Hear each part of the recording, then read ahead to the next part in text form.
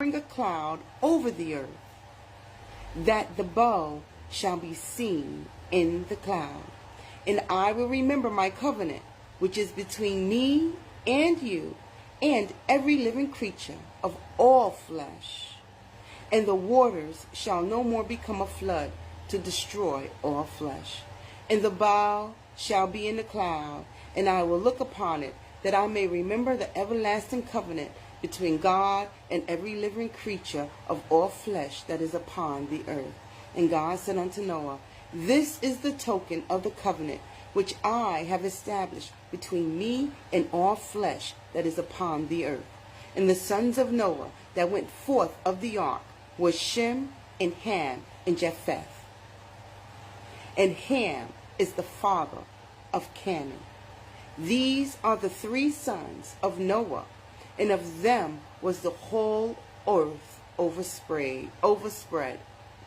And Noah began to be an husbandman, and he planted a vineyard.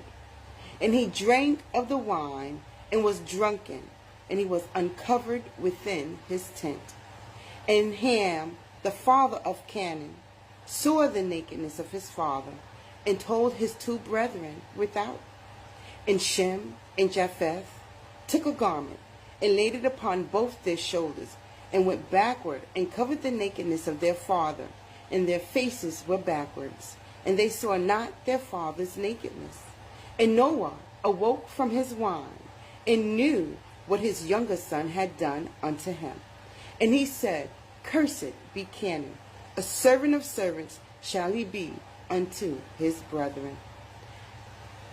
And God, and he said, Blessed be Jah God of Shem, and Canaan shall be his servant. God shall enlarge Japheth, and he shall dwell in the tents of Shem, and Canaan shall be his servant. And Noah lived after the flood 350 years, and all the days of Noah were 950 years, and he died. Very interesting. I have a lot of notes going through Genesis chapter 9. But before we end, because I do have to go to work, I do want to say one thing that I don't want to rush, is that what stands out the most to me of all of this is that God spoke to Noah directly and blessed and established the covenant between Noah and his family. God also established a covenant of all living flesh, including animals and humans, that the flood of the waters will not overtake the world anymore.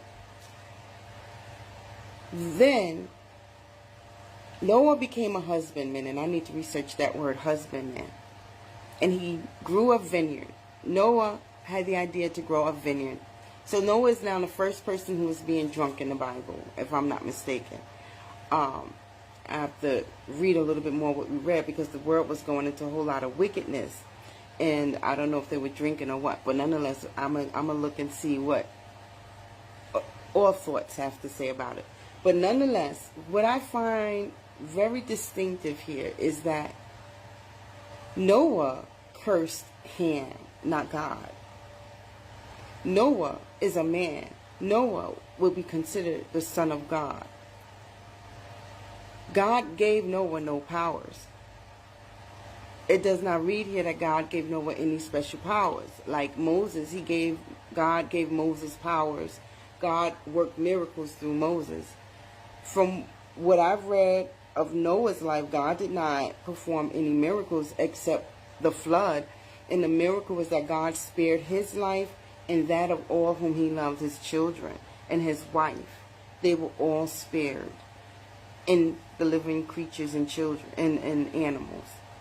So was Noah's curse strong and powerful enough to be for perpetual generations?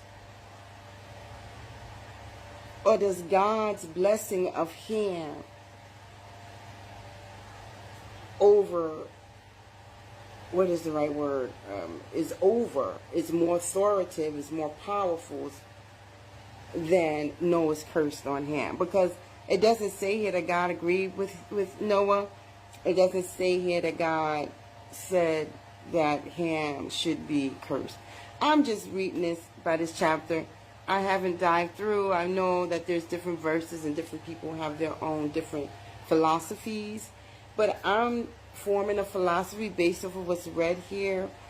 And just based on what's read here without reading my notes and having done detailed research, that's what it seems like to me. It seems to me like Noah's the one who cursed Ham and not God. And is a man powerful enough to curse a whole line of people? Or is that only the power of God? What do you think? What are your thoughts? If you happen to continue to be listening, respond and comment. I would love to hear. Until then, God bless. I pray to see you tomorrow. Amen.